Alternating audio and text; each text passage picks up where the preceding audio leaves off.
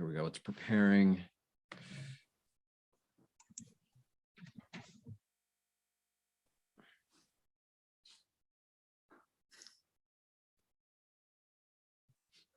All right.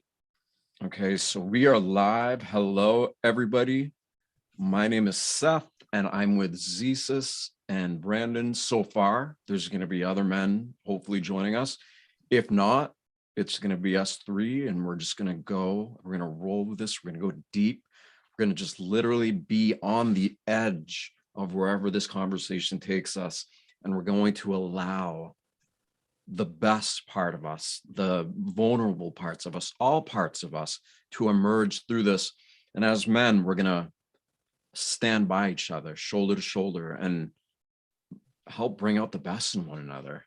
So just to give everybody a background, the Divine Masculine Roundtable is something that this group, how long we've been doing this for? Couple years, just a little bit after COVID, 3 months after March, I think is when we started it. Yeah. So we've been doing this for a couple of years, and we're doing it on other platforms. And I think we've done 2 on this platform, which Laura Eisenhower so graciously has given us. So I want to just give a shout out to her and thank her for letting us be here. So most definitely. You know what I found interesting, Seth, when we got together as individual men, not knowing who we were, what we were, and got into the deep conversations. And you can find those on the Elevate Me Academy Hub in YouTube. I found, I don't know about you guys, I found there's a relative, I wouldn't say, benignness in the way that we started, like the naivety in the way that we started. We really had good intentions and collectively coming in together and sharing our hearts and really understanding and learning from one each other, right? Because this is a model that I haven't seen before. I don't know if you guys seen it before. We got to the point, I think, where a lot was unpacked, that we took some hiatus to work on our shadow sides, right? And I remember Brendan and I at one point in time holding the fort going, what's going on? Like, where is everybody, right? And, honoring the space and holding the space for everybody else. So I feel like sometimes we're mirroring the collective in the way that we're moving through in this reality, and incredibly powerful. So very grateful to be here amongst you. Me as well.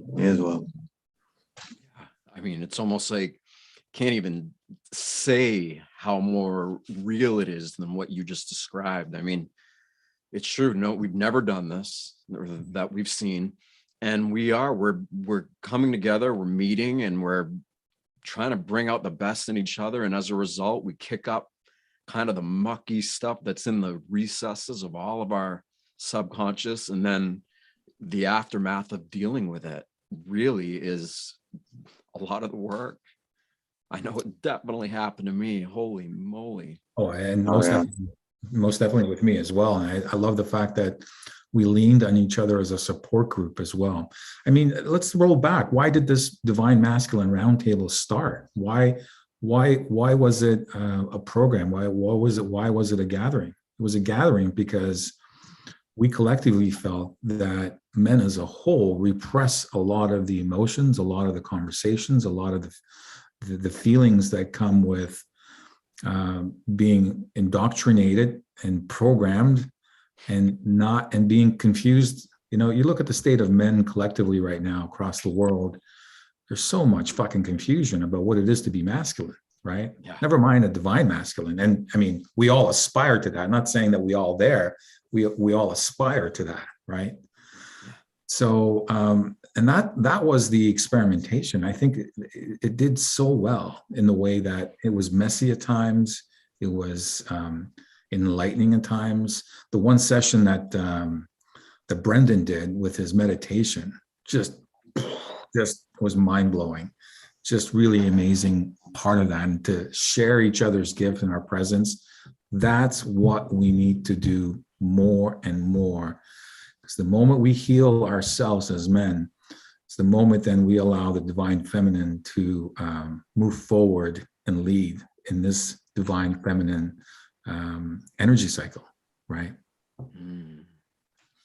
Anyways. Brandon, there's a million things that want to come through me, but I want to give space equally to.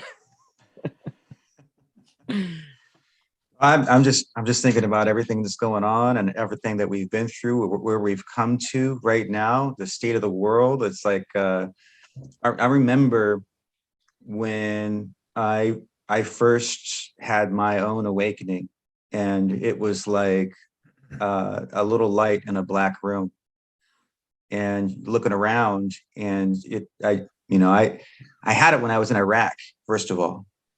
So I didn't have a whole lot of people around me to lean on. And there was like some elements I'm like, I've been through a lot of crazy things in my life already. And if it weren't for that, I don't know what my mental state would have been like. And even with that, there were some things that happened when I was over there. I'm like, what was that? And then you start getting messages about what will be happening in the world, and what's gonna unfold, and what process we're in.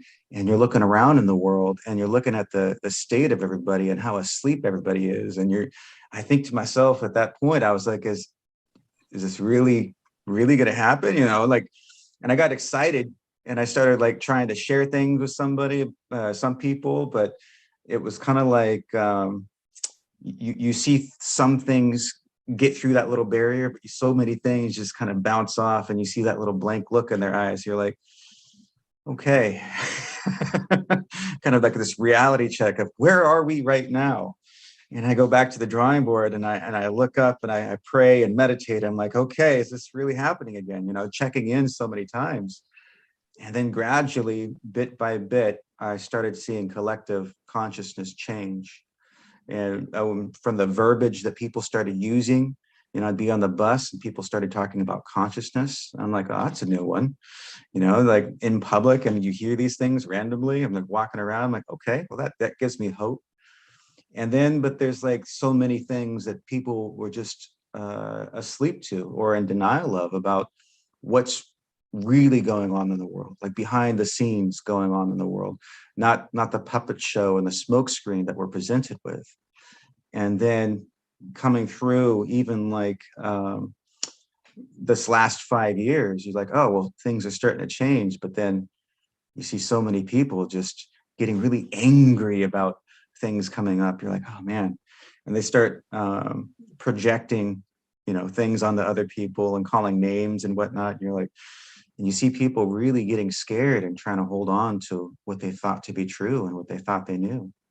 And then here we are at this place now, world falling to pieces, and everything's like getting exposed, and people are going, wait a minute. So, I mean, it's been quite the journey over the last 15 years or so. But it's really good to see things finally coming about and getting to the place where we are. Hallelujah, my God. It's so brutal yet beautiful at the same time, because we're seeing the confluence of so many different elements all coming together. Mm-hmm. But I always said, I'm like, my God, like, I'm just so grateful that beings like us are here during this time, because for years, for decades, I doubted this type of shift was ever going to come. Yeah. Because when you look around, it was just, to me, it was clear at a very young age that none of what everybody is focused on is what really matters. And what really matters, people aren't even aware of, or they're not able to focus on it, because we haven't been taught to focus on that. We haven't been taught to activate the parts of ourselves that allow all of that to come into focus. And so there's many different layers and levels to this great awakening, right? It's Mm-hmm. like waking up and realizing you aren't who you think you are, and that you're part of something much greater. There's realizing that the government's not your friend. I mean, all these different layers and levels that keep going deeper and deeper into what is so unknown by anyone around, that's where you start to question, like, do I have the fortitude to be able to keep going deeper and deeper into this? Because the deeper you go, the less and less, or the more alone you find yourself, seemingly, because people don't have the mental and emotional stamina, you could say, to be able to open up that deep and perceive what has always been right here, but that most aren't perceiving, So Absolutely. I found the same thing. The deeper you go, especially in the beginning, right? When you cross that threshold and you start to break open your boundaries and you start to realize that nobody really gets where you are. But then you go further and further, and then you feel more connected to everything. And the more connected to everything, you finally start to feel less lonely, less alone, because you see the universe mirroring itself back to you everywhere you go. And you realize that this is all you. Yeah. It's the journey though. Because I found a lot of people is like sharing their awakenings, and a lot of people have awakened, and I think you'll agree, in the last 5 to 6 years. And for those individuals, it's a pretty fast, up leveling to understand, and even still, there's still awareness coming in. When others like yourselves, like us, took a much longer time, because there was a period of time where we had to integrate. I really understand. And I had a friend. Her name was Tiffany. She started her whole awakening process in around 2016 and 2017. I was completely in awe of how fast and how intense she was moving to understand and integrate everything. And unfortunately, I found out in September she had a heart attack in her sleep. And that's a pretty intense. I mean, she was into everything. And so, my attribution is to the intensity that she was following her studies, right? And it's a lot to beholden. When this information opens up, vistas open up, realities collapse, paradigms shift. It takes lifetime sometimes to really understand that. It's to everybody's awareness and consciousness they are in this present moment, right? Because ultimately what we really are is pure consciousness, having a human experience. Oh man. And that's really it right there. I mean, everything is coming to the nature of what pure consciousness has the potential to be in this realm, and how we all mirror it with one another, and how that's becoming like a welcome necessity instead of a luxury that, rich people sit around exploring different philosophies of life, or that's only reserved for certain sects of religious traditions that have been doing it for millions of years. Now it's global, in that the human species, us in this body, have been living more and more of kind of like a parasitic organism with our own body, with our own selves, with each other, with this planet. And we've been socially conditioned to accept that as normal, and coming to terms with, whoa, in the microbiome of the world, are we the healthy bacteria or the unhealthy bacteria? Because they're both keep each other in check, right? And they're both needed. But Right. when the unhealthy bacteria takes over, that's when, okay, new immune forces begin to inject themselves into the illusion of everything that's happening. And holy moly, are we having some immune forces really coming in? Yeah.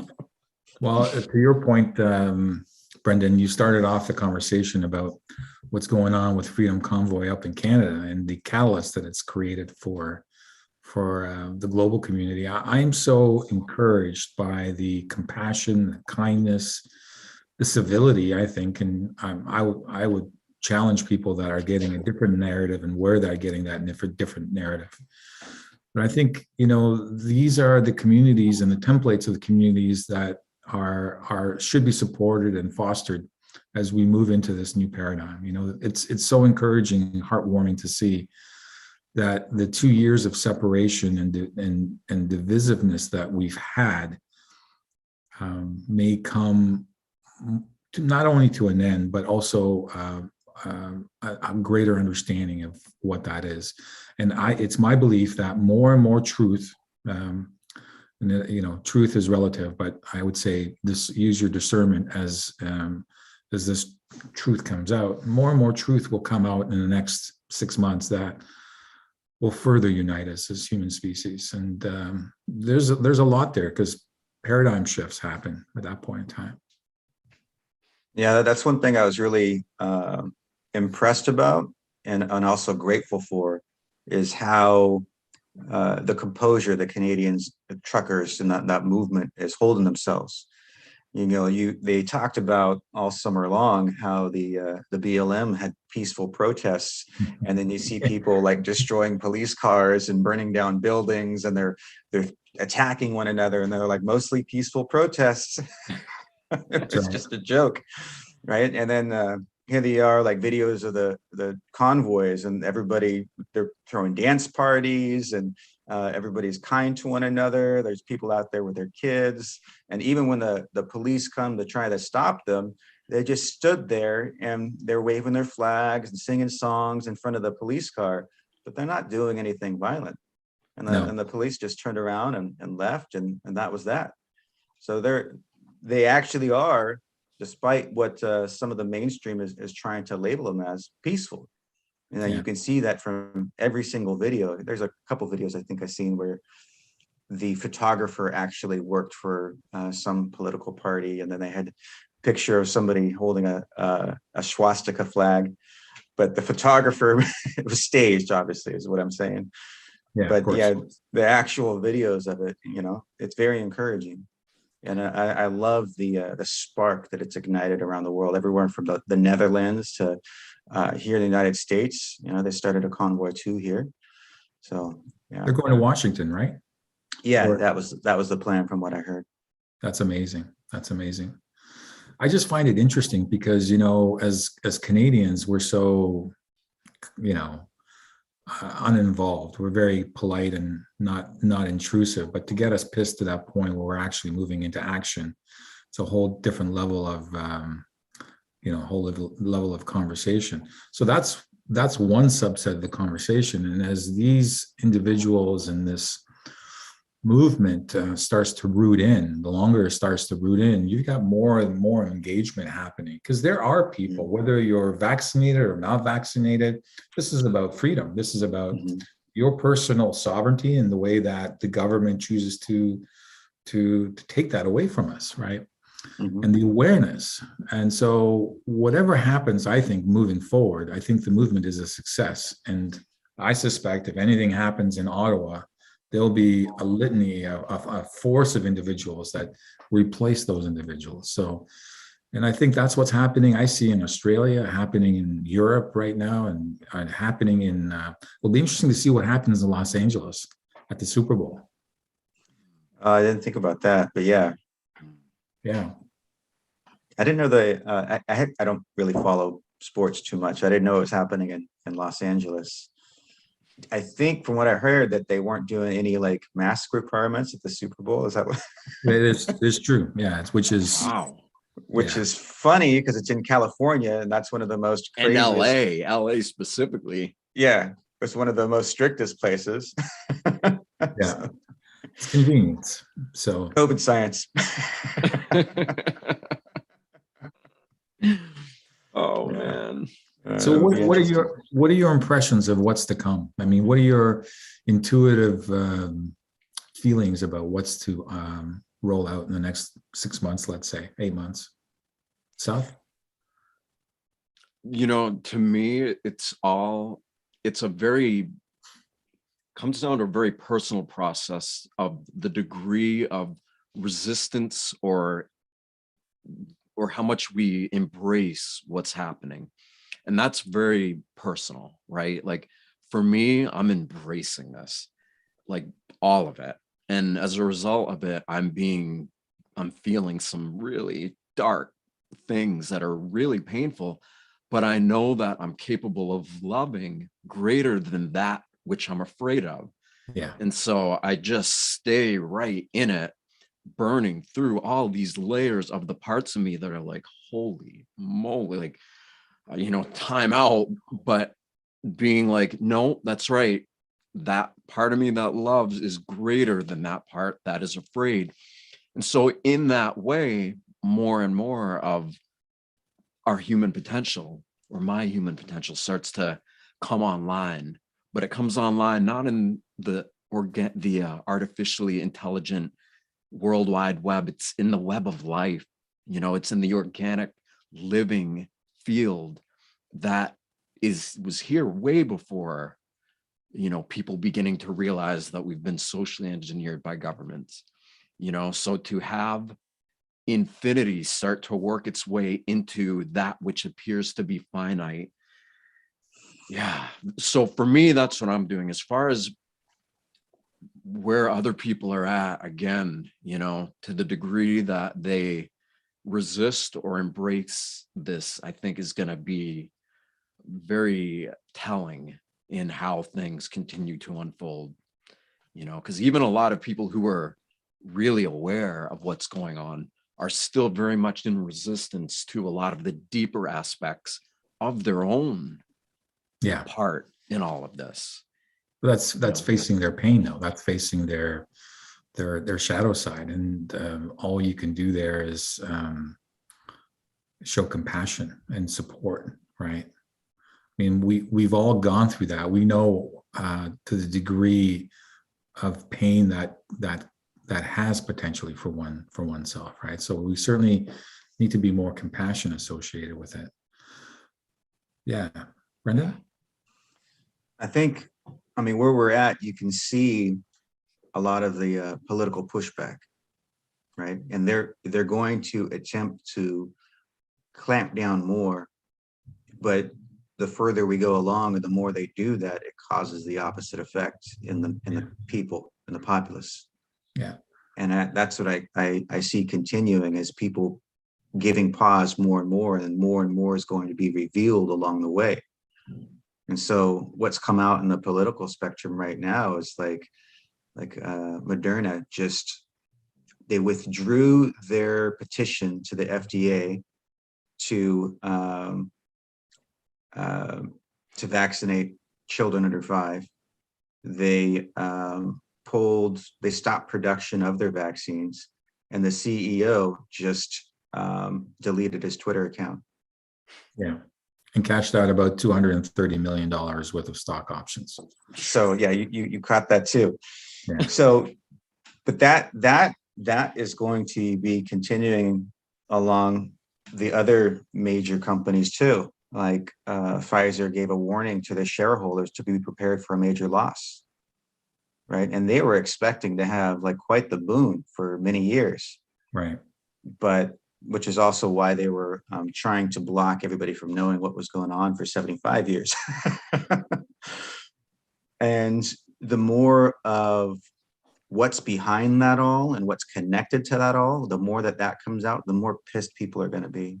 So obviously they know something. What is it that you think they know that they're bracing themselves? Because the guy cashing out 230 million, deleting his Twitter account, it's a way of protecting himself, obviously. So what is it that's coming in the pipeline that will require that degree of protection for pharma, big pharma?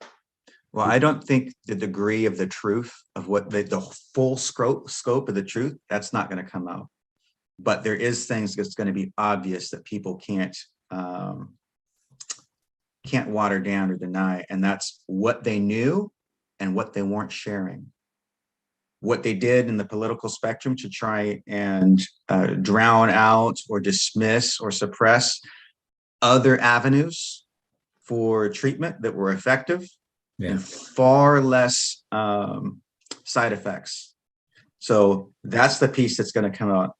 But when people start to look at that, they're also going to look at the political connections to everything. And there's so many different pieces about this that's important that's coming out to the public. Like, look at CNN. What happened to CNN?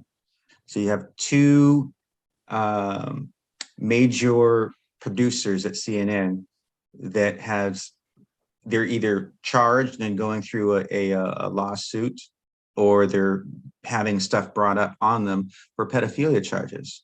Then you have Cuomo, who's had to resign, and then there was sexual misconduct. There's Zucker, Yeah. right? And then there's some sort of ordeal with him. And then I don't remember the full scope of that. I know that it probably had to do with him sleeping with somebody and having an affair. Yeah. And then there was also Don Lemon. Is he at CNN? He's at CNN, right? Yeah, sure is. Yeah. And so he had sexual assault charges on him. So all these issues there, but two of the top people being connected to pedophilia is interesting, especially when you look back on things like Pizzagate, right? So everybody said that all these major news stations and things said that was just a conspiracy. And I read a lot of those, and all of them that I read, they only focused on a few of the facts, and they used those to try and dismiss it all. And well, this is not true, but it's only this, and they blew it out of proportion. But they left out so many different things. And Ben Swan came out and did a segment on that. And when he did it on that, it appears he was threatened. I don't know for sure, but he removed all his social media accounts and he disappeared for like 2 years. That was the last segment during that period that he'd ever did. And all his videos got removed. And so you think about like the connection between those two. Could it be that these organizations were hiding other things? Could it be that they were just denying it because of their political connections and what they're personally involved in? You know, it appears so.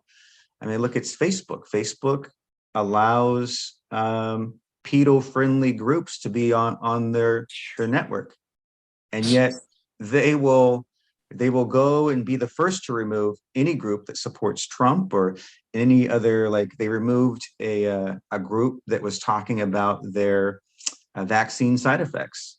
That's it. Their personal experiences. They were coming on there and sharing, and they removed that group. It kind of tells you where the alignment with things is in those groups. So people are going to pay attention to that a whole lot more once these other things come out. And that's where the domino comes in, the domino effect of what's revealed.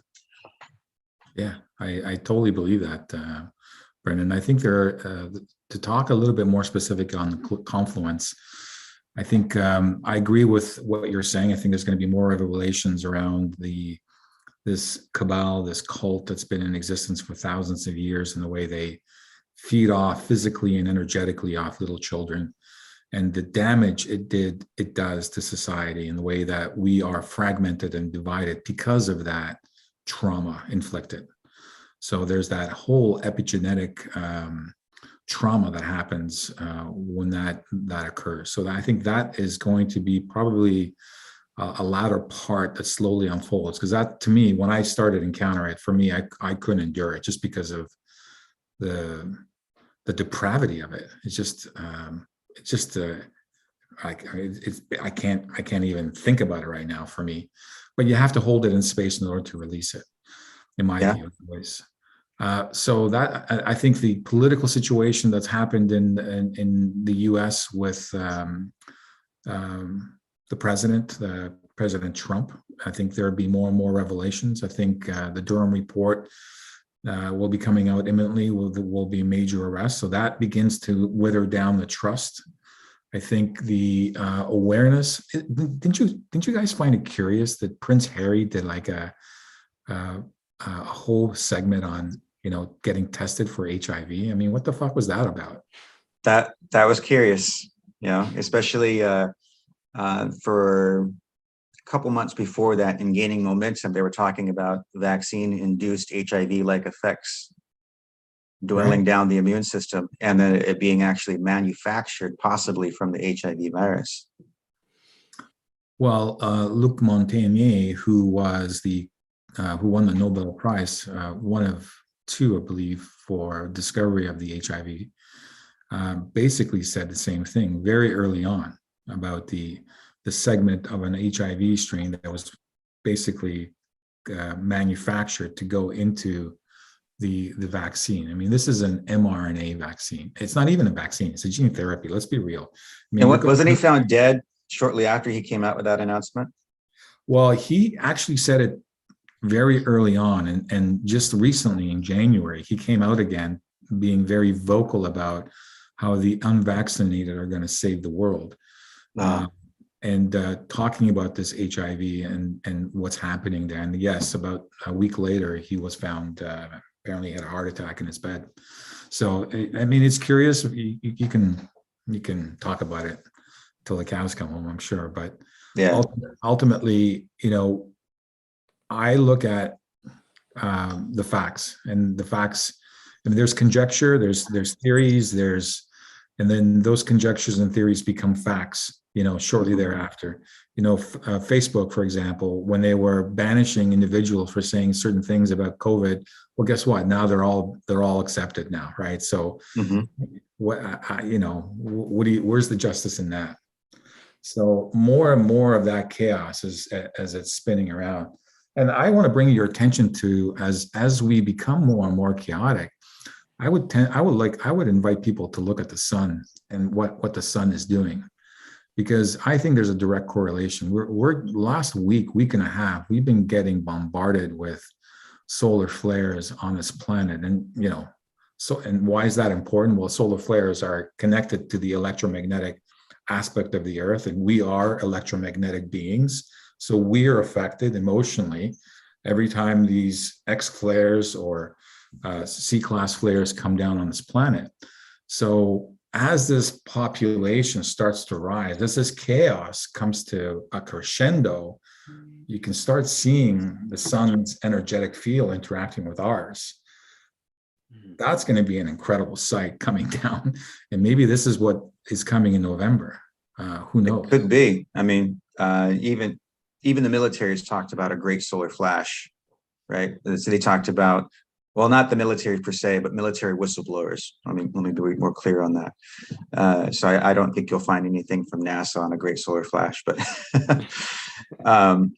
but yeah, a lot of whistleblowers have said that within their community and the inner circles of the military who's actually aware of these things, they're aware that a great solar flash is coming. And then that's in that circuit. And then you have other individuals who are like Allison Coe, and a lot of her clients come through in deep somnambulistic hypnosis, talking about the great solar flash, the solar flash that's coming. And when you look at the solar activity and what happens in solar activity, yeah, there's an increase in psychic activity. There's an increase in mental disturbances. And the more unbalanced a person is within their own psyche, it seems to be the more chaotically it affects them. And so for people listening out there, like if you're wondering, what do I do? And this is the same thing Seth was saying, the best thing you can do is work on yourself and clear out as much as you can. So whatever is coming in this great shift, that is the most important thing you can do, because everything that you do affects everything around you. And when we get enough of us doing this, and this is why the same thing you were mentioning, Zesis, is we came in and it took a lot longer for the first waves to get to the point in consciousness where we are, where like these next generations just going faster and faster, right? And my daughter, she's just amazingly like, I'm like, wow, you can do that already, and you're 10. So it's just amazing watching the differences in the different generations and how fast it's coming and opening for them. But that's because all the groundwork was laid before, and it's like the 100th monkey effect, right?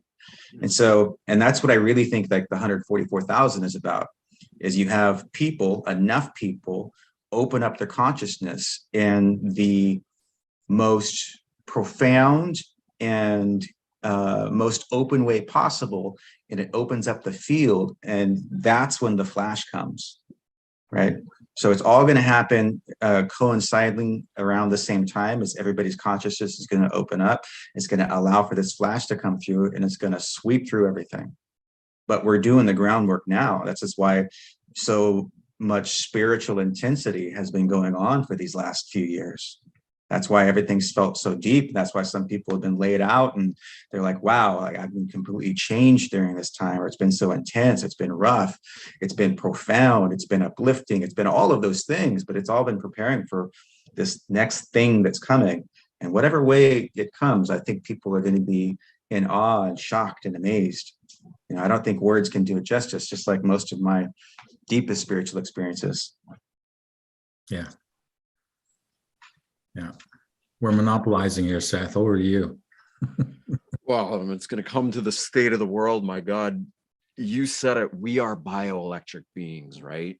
And so the elephant in the room is that we as a species in these bodies are living in a state of almost complete chaos, or we're so going against the flow of what's happening, even if we don't mean to, just our way of life, way of interacting with everybody and everything and ourselves.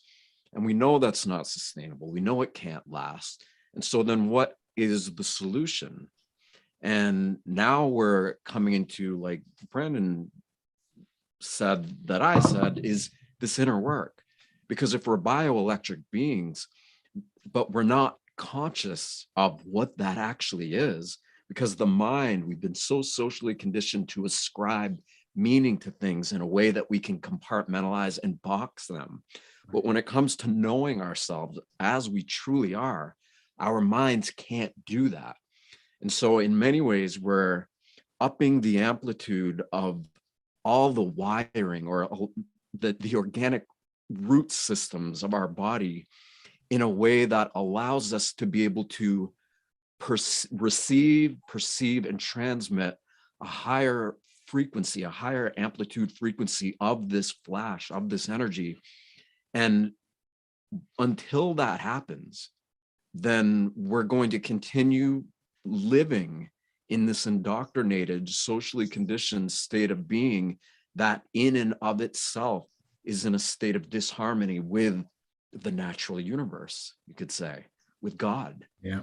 And, you know, yeah, we can keep going slow. We can just keep going along and pointing fingers and doing that. But to the degree that we take responsibility for upping the amplitude of our ability to receive and transmit this frequency is going to be, I feel, the determining factor in us as a species becoming much more harmonious with all that is, instead of socially engineered agendas that we've been conditioned to think are so important. And I think the socially engineered things that we've accepted and made true with our stubbornness, our rigidity, right? Those are the things that's been blocking us from all this expanded state. And we've been conditioned to be that, but that's also why it's the necessity of what we're going through right now, because it's breaking through that barrier of everything everybody thought to be true. It's also why I think the quickest way, and for everybody out there wondering, like, well, how do we get through this? The quickest way is spiritual surrender. So when you understand what that is and how to do it and what that entails, facts don't matter. And I say that because facts are important, but at the same time, when you have this fact competing with this fact, and then you have like extremes on both ends, or what's really true? Well, what if it's something in the middle? What if it's a mix of this and a mix of this? What if the resistance on both sides, there's little bits and pieces that's important for both to see, right? So there is things like on one side where they're like, well, people should have more of this and people should have more of that. And I agree with that. Like, I think we should live more in harmony with one another. And there's things over here. It's like, well, freedom is important. Of course, freedom is important. We shouldn't have any of that over there where we're demanded and placed into this box. And so when we let go of all of the narrative on what it should be or has to be in order to have this or that, and then you surrender that whole story, both in the collective that you witness and are part of, and in yourself, you surrender that over to Creator. and you say, I want you to come into this energy that I am a part of, into this energy that I am witnessing, and change it into the highest version, where everybody is getting the best that you have to offer. And when you do this bit by bit, on issue by issue, you're feeling God come into everything, and you are no longer holding that box and the confined space, defining what God can create for you, but instead you're inviting the blessings of God to be unveiled. And this is how heaven on earth comes, because we are finally uniting with that greater part of ourselves into the greater possibilities that can be, and inviting the best of those into the earth and to ourselves. And just like we had mentioned before on another podcast, where Gandhi said one of the 10 top things to change the world, the number one is to work on yourself and change yourself first. And this is how that happens, because everything that we do inside of ourselves manifests outside of ourselves. And the more of us do that, that's when it sweeps through the earth. Amen to that, Brendan. I just want to add to your comments there. I think spiritual surrender is an important part of that. And, going through my personal experience of that, one cannot control an outcome. We as human beings tend to control and expect an outcome. Controlling and the expectation only allows for more resistance in that way. So having that understanding of surrendering while understanding what's happening and enduring through that process, you put a lot of trust and faith, and there's an uncertainty of what could come, in doing so. We don't know what those spiritual gifts and completely surrendering and what Creator has laid out for us. Instead of us creating this reality, expecting something, maybe if we stop doing or controlling our reality in that way, maybe the gifts are much more impactful for us than surrendering to the Creator than us controlling it. And that does take a surrender, and that the surrender does take trust in belief that what you're doing has an ultimate reward for oneself. And I will just add as well, in doing so, changing yourself or working on yourself, even to the point of being aware of your depleting emotions, like anger or frustration or whatever it may be, and putting a different spin to it, where you have joy, you have gratefulness, you have love for where you are. What ends up happening is the more that we can do that, the more capacity we have then and allow for others to connect to that. This is what the collective is all about. This is why I think it's really encouraging to see, this flashpoint that's happened in Canada, because now it's allowing other people to bring or to tap into the collective and use that as part of their journey moving forward. It is, yeah. It's that 100th monkey effect that Brandon gave voice to, which is morphogenic field. It's the work of Rupert Sheldrake, which is so important, because talk about the science, right? There's the mainstream narrative science that's really, it's news-based science, mainstream media-based science, we call that science. And then there's actual real science where they test whatever it is that they're testing over and over, double blind, really verifying the results of what it is that they're trying to assess, and then representing it, So the proof of the pudding is in the eating, as they say. And here we are. Who's doing the work, right? And when enough of us are doing the work, we're going to open up that morphogenic potential that we all are a part of, and that is represented in all of us, no matter what we do, even in the worst of people and places and conditions. That's part of like that whole microbiome idea, in that in all of us is healthy bacteria and unhealthy bacteria, and they keeps itself in check. There's more friendly bacteria than there is unfriendly bacteria. But when the unfriendly bacteria suddenly has its way, it just starts to spread and take over. But now those immune forces, which we've been talking about, which is kind of like spiritual surrender, is coming in to up the amplitude of the healthy bacteria, thus restoring balance. Yeah. That's how I'd say it. You know, guys, I'm at that point now where I don't know if I believe anything right now, whether it's science. I whether love it's- that you said that. Whether Yes. it's history, like I don't know what I've been taught is actually true. Everything's in question right now, as far as I'm concerned. See, what you just nailed, I feel like is, okay, let's go back to a more practical elephant in the room. Everything that we think we know about who we are and what we are has Right. been taught to us, including the language that we're using right now to communicate with each other. So if one is truly, truly being honest with themselves, and you call into question who you think you are in regard to what you are, then suddenly what do you believe? Because what's going on is way greater than we even have the potential to believe. However, we do have the potential to be attuned to it. And a belief is simply a whole bunch of thoughts put together that create a neural network that makes up the confines or constructs of who we think we are or what we think is true. And many people live in those little boxes, AKA prisons, that they create, that they're not even conscious of the fact that they create. And now all of that's being called into question. Like, to what degree are we ready to take the bricks of our own self-imprisonment out and away and allow the light of God within to come through? Well, this is a good question. I want to ask you guys. I don't know if you guys saw The Matrix 4, but you know, the analyst, there was a point where Neo was talking to the analyst, and the analyst says, you know, people want to be controlled.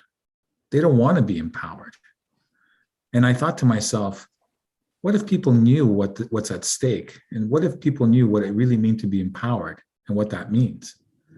So I personally don't want to believe it. I don't believe it, that if people had an option to say, you know, this is what control is, basically everything that we've lived up until now. And here are the keys to unlock your full spiritual and human potential. I tend to think people would go here. What do you guys think? Is that something that? I think it's kind of like stick or carrot. Right. So our soul pushes us towards that, and that's the nature of our existence is soul growth, right? But for most people, and there's people who go through life and they're fine, not seemingly fine, not really focusing on much of anything, right? Right. But ultimately, it comes down to what our soul is pushing us and pulling us towards, and that how that unfolds is a matter of stick or carrot.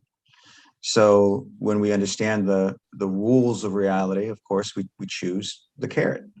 And for those that resist themselves, right, they're their own worst enemy, they get the stick. That's when life beats the hell out of them. And then they look back and they go, man, what was I thinking? Man, I'm so much better now that I'm more awake and aware, because it was just life got rough and I had to do something different. Right. Yeah. So I think because of the reality that we live in, because of the nature of the things that we come into and we're taught, and what the social complex looks like and society looks like, it teaches us a bit of complacency. I mean, that's kind of how our schools are set up. It's complacency, it's obedience. And so people tend to we're social creatures. We tend to want to naturally follow what the crowd does. And then there's other people that come in from souls from all over the place, right? They come in and go, something's not right about this, right? And we're aware from a very early age that it just doesn't feel right. And so that's what had to happen because of those other things. But yeah, I don't think everybody comes in wanting to choose that necessarily, because they don't even know what the options are.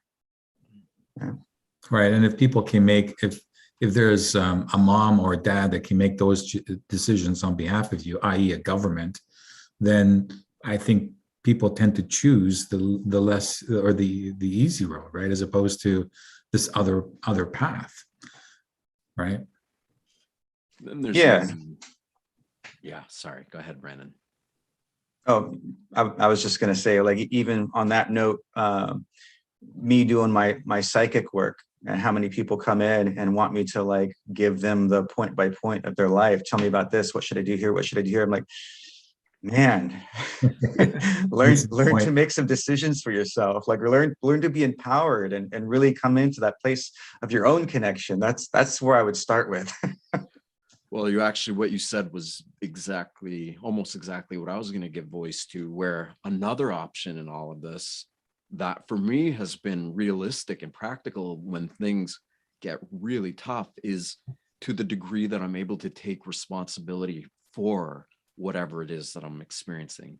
Meaning that, when things get really brutal, they really begin to hurt, and it's not anything you want to have to deal with or face or put up with. A lot of people will turn and run, right? Mm-hmm. Like, who wants to put up with that?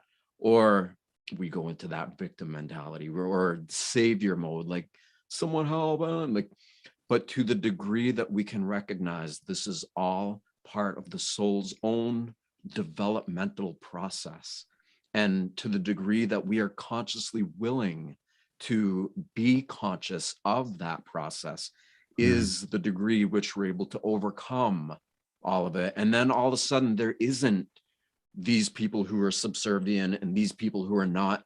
It's all just aspects of yourself that you hadn't fully come to terms with at this point in your life consciously, but that you're working towards in an evolutionary type of way. And I say all that because, through the trials and tribulations that I've been through, when they were really, really thick, the amount of density and toughness and the moments where it didn't look like there's any light at the end of the tunnel, it was the willingness of, okay, stop.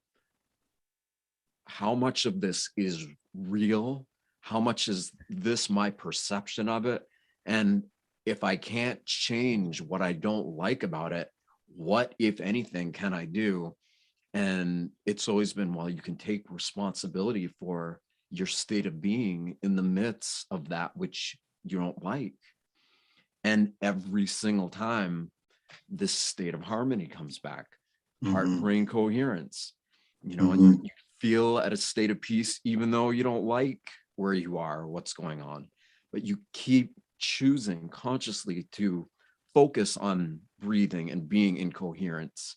The heart and brain unite, all the other organs of the body unite. Next thing you know, you're not just some person having this human experience with all this trauma you've been subjected to.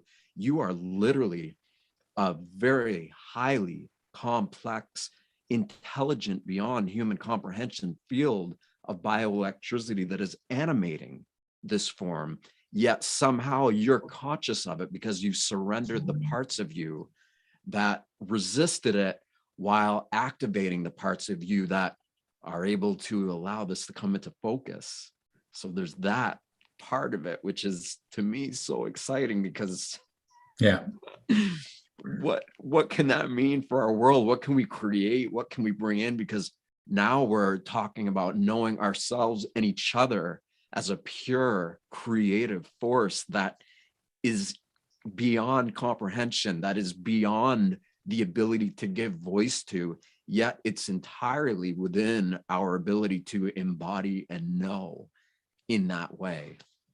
If that's something that we choose, right? Yeah. And I think that's one of the most important things that you mentioned. In order for us to see the truth, you have to be willing to face whatever is there, whatever is showing up, no matter how ugly or dark or hard it is. You have to be able to and willing to face it. And when you do that with openness, the edge that's there seems to melt away, right? And when I look at that, there's a lot of things that shaped my ability to do this and my perspective on it. But when I do that, I bring in creator with me and say, okay, show me this. I'm seeing this, but show me this as you see it. And I open the space of my consciousness and my perception and I allow that to saturate the field and I'll feel it shift.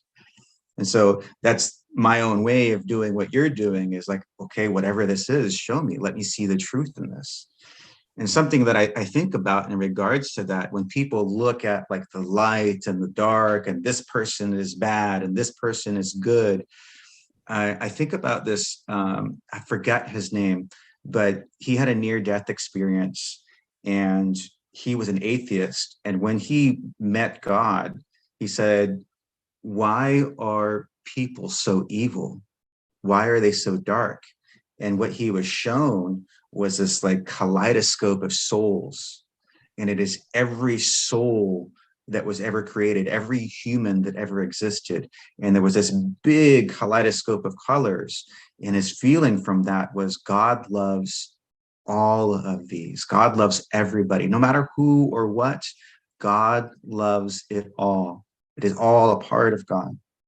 And then he learned from that experience through all the things that he was asking. He went back and forth many times and he gained the ability to go back to that place when he was revived and ask many more questions. But when you look at that and you understand that no matter how dark a human experience is, when they go back through this healing process and this embracing, go back to the creator and the place in which they came, they were embraced. And they're embraced not through the chastisement, they're not through the punishment, not through all of these dark, horrible things, but through the reminding them of who they really are.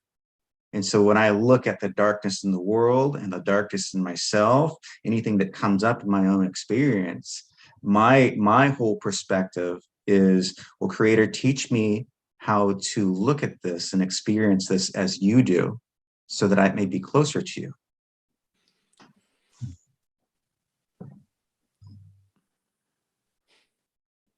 I'm feeling that.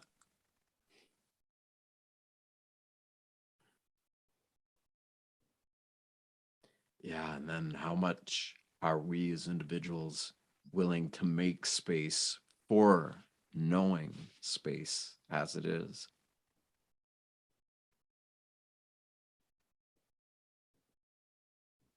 There's something to be said about stillness as well in the chaotic world that we live in. Being still and listening, and just being that consciousness, that divine consciousness. You got to be still in order to receive. You know, when you're so full of yourself, as it were, you don't let anything else in. And so it's the willingness to have the wisdom of no mind, and that's that place of emptiness where you accept what you're shown, but you're always willing to accept more and expand more. And that's that, like, I was just thinking about this earlier today, actually, when people are shown certain things in their life and they come to this more expanded state than what they were. They think this is it. This is where the truth lies. This is how things are. And that's not exactly how God works, because how Creator works in my experience and my witnessing of others is that we're all shown exactly what we can accept at that time. And so sometimes we're shown things in bits and pieces, and it expands us just a little bit more because that's where our understanding is. And we continue to be in that state of, okay, well, if there's more truth than I am allowing, then I'll release that too. And then we're shown something a little bit different. And it reminded me of when I first started looking into my dream work, right? The symbolism that was appearing in my dream. And I started with one book. And I found that, well, this book has all these things, but it doesn't have certain other things that I'm curious about and interested in. And I got another book that was more complete and had more answers and scenarios that I was looking for. So when I put the other book aside, and some things were different, right? Some things were more Eastern philosophy versus Western philosophy. And when I started changing the books, my dreams changed too. And the dreams changed to reflect the new book that I was reading. So I'm like, oh, well, that's really interesting. So as my consciousness goes, oh, well, now you're on this track. Okay, we'll give you this so you understand what we're telling you. Right? And so no matter where we are, we have to understand that it's just small piece, even of the truths that we're showing, it's just a small piece of the wider picture. And enlightenment is a state of being. It's not a destination or a place we get to. It's a state of being. And all it really is the openness to the fullness of who we are. And we continue to grow in that state, no matter where we've come from or how far we've gotten. Until you're completely absorbed in the Godhead. Right. Which takes thousands and thousands of years. Well, it's so beyond our realm of possibility of achieving while in these bodies, because it can contain the energy that's in that. Yeah. In fact, if I know, Brendan, you're aware, I'm not sure, Seth, but the law of one and, the cycles and dimensions, consciousness in the sixth and seventh consciousness dimensions take hundreds and hundreds of thousands of years in practice, right? Because you're free of a physical body, you just become pure consciousness, but the reality changes in different ways. So there are different aspects and evolutions of that soul, of that soul, growing. So yeah, really interesting. It brings up something like even what you said, it could, the veracity of it could be spot on, yet at the same time, to me, it could be a belief, right? It's like a deep held belief about how we think things are, when the reality is we don't necessarily know per se. However, you just reminded me of something that I've been thinking about a lot, which is the statistics say that human beings are 90% visual creatures, right? But when you look at it from a sensory perspective, we've got 2 eyes, 2 ears, 2 nostrils, one mouth, and a whole body full of skin. And when you think about it, our ability to feel, because you can feel anywhere on your body, your skin is one big giant receptive organ. And yet so few of us utilize whatever that feeling potential has the capability of becoming. So it's like, but yet everybody's talking, right? Everyone's got a mouth, they're running their mouth, and everybody knows so much about everything. Yet our senses say something completely different. So I like to just come back to like, okay, I don't really know anything. I'd rather be open to all possibility. I'll allow beliefs to come and go, but I won't hang on to them. And yet at the same time, I want to feel with my full being, with all of my skin, everything that's happening both in me and around me. I don't know, just something I was feeling. Well, and it's my observance right now in the spiritual community. I love when you go on Facebook or YouTube and, these folks that have just woken up in the last 2 or 3 years and, they're proselytizing their truth, and I commend them for it. But yet, so they're proselytizing their truth, telling their followers to do this, to do that. But yet when it comes to ground themselves in that practice, it's very difficult. So Yeah. there's a mastery there before you can actually share with folks, I think. And yeah, I talking about what I had been thinking, what you were thinking. I mean, my thought process is, again, what do I believe? Even the spiritual community, I'm looking like the Dalai Lama, for example, or Sadhguru, or the priests, for example. Like, I think that I even think there's a form of indoctrination there within those spiritual belief systems as well, to limit you and your full potential. Yes. So it's deep and it's insidious, and every time I open myself to be aware of new information, I'm amazed what's come. That's what I'm currently dealing with right now, as to what degree of limitations and how do I overcome that. So it's I can't imagine when all this truth comes out. I don't know if it'll come all at once, or maybe, as Brendan had said, comes in slowly and to give time for. But I think there will be a group of individuals a collective, as it were, that will usher the new paradigm, teach people how to live in this new paradigm. And that's through love. That's it. Everything comes from love. Everything dissipates from love. Everything comes around love.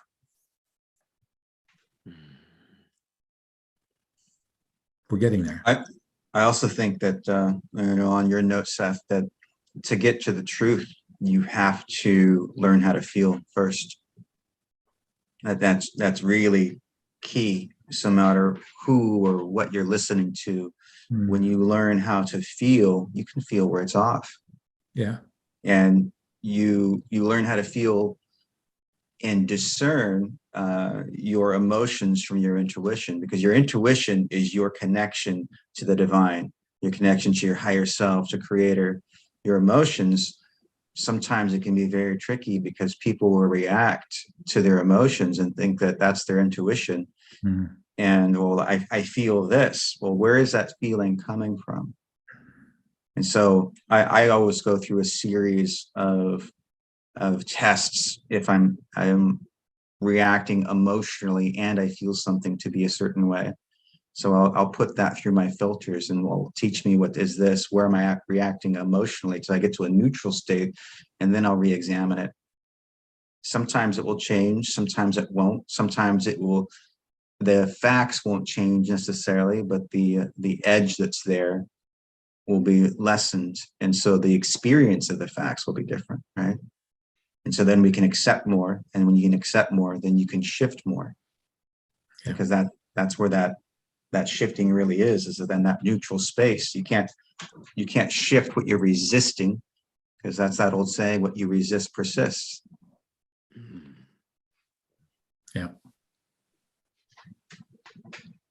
Any questions that are coming up in the live, Seth? Yeah, if anybody has any questions at all, there was some earlier, but let's see here.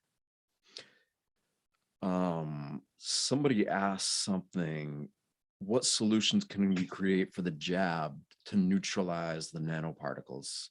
And so that's one of the questions I saw, but if anybody else that's here has any questions, we are live and we would love to dive into any possible solutions or answers that could come out of anything that any of you have to share. So, but yeah, regarding what you guys perceive on what those who've been jabbed could do.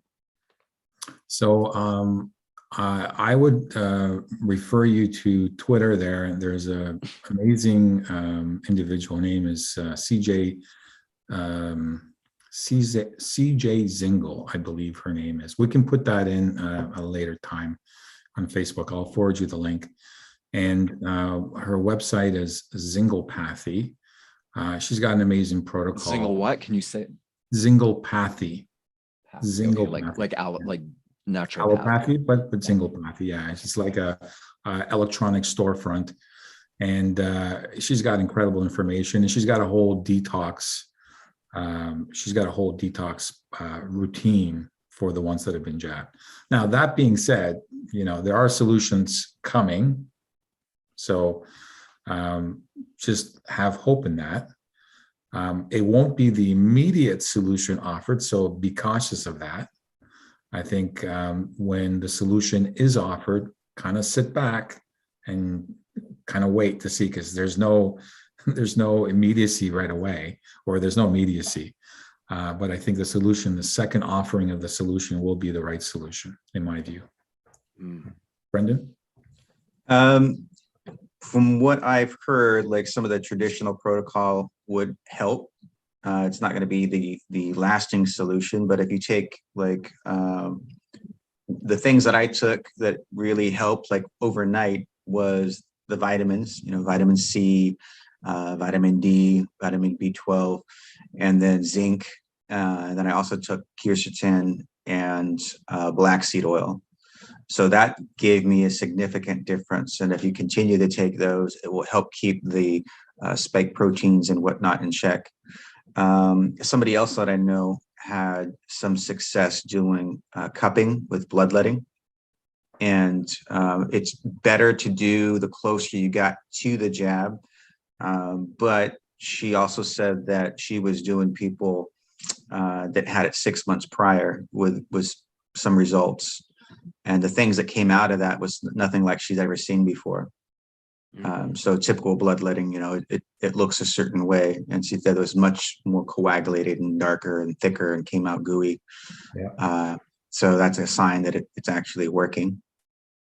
So those are the things I'm aware of. The other thing too, that like when I cleared myself out and I got to the point, and this is not with the jab, of course, but I got to the point where I cleared everything out and I could feel the residue in my brain. And every time I tried to connect, it was like it was blocking me. So I forgot I even had this, but I have a Rife machine. And I broke out my Rife machine, and they updated the program to where there's some COVID programs in there, both as a treatment measure to counteract the jab, and also to sweep through and dismantle the DNA of the viral particles and the spike proteins. And so when I did that, I did a sweep through for probably, I think I left it on for like a week. And I used an old module, so it's not even like the most updated one that we have. So I bought a new one, but that's what cleared out the rest of the spike proteins for me. And I was doing that, and it broke through that barrier, and then I was able to work on myself and assist it and clear out the rest. But I had to break through that barrier, and so I needed some assistance doing that, and that's what did it for me.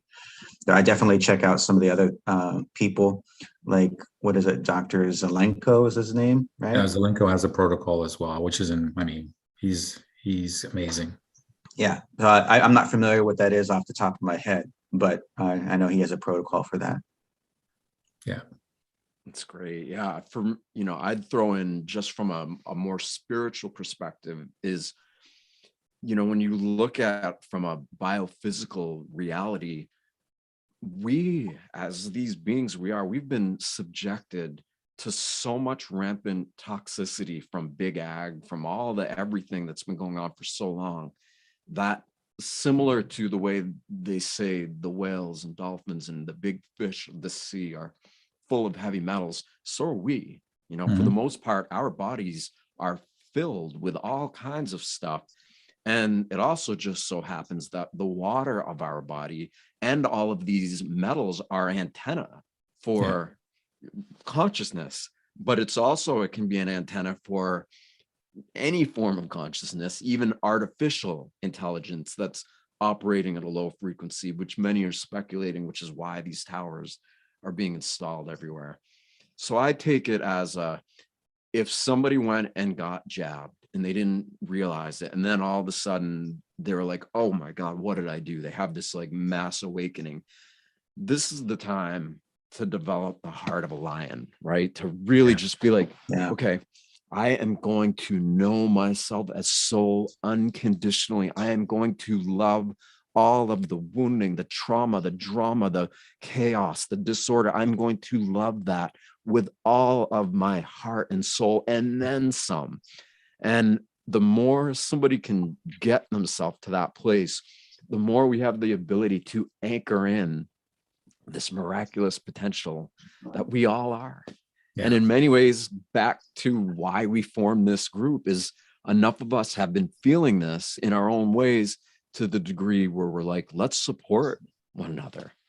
Let's do this, because we all want a similar outcome here. My dream is to have communities wherever they are that can support everyone in that way.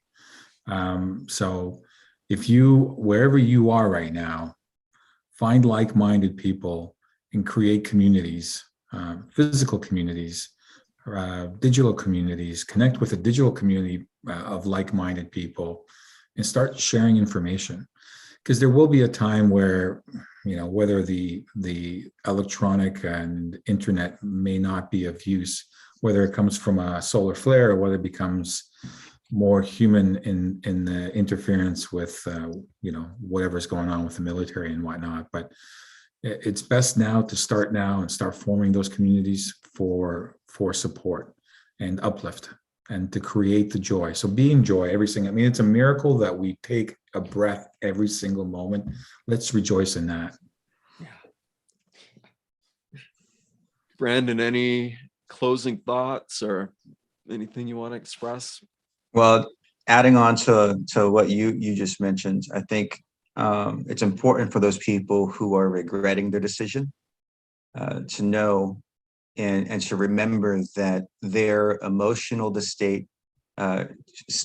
states feed their biology. So their states of despair will strengthen that position. Their feelings of love and hope will strengthen the opposite. It will strengthen their healing. And when I was going through what I was going through and I wasn't able to connect, there was this point of feeling a little bit of despair because I've never been not able to connect before. And I was like, what is going on here? Yeah. And then I had to remind myself, what is the most powerful force in all of creation? There's nothing more powerful than the creator of all that is, because that's where we all came from. There's nothing more powerful. And when I reminded myself of that, I started to get inspiration to do something different. And that's when I broke out my Rife machine. And that's when I started able to tune in again. And then I reminded myself and I brought in that force. I'm like, okay, nothing's more powerful than this consciousness that I'm allowing in. So help me clear this out. And I started to be grateful for what has been cleared already. Right. And so the more gratitude you give to those small little wins and you empower that little win, the bigger that win becomes. And think about all the other miracles that you've heard in your life, where people healing broken bones, people overcoming cancer, people coming back from the dead and saying, I met God, people who had been on their deathbed and had miracle recoveries. Knowing that there's nothing more powerful than creator. And so it's up to you to choose, what do I want to do with this path moving forward? What do I want to empower with this path moving forward? What do I want to allow in my life on this path moving forward?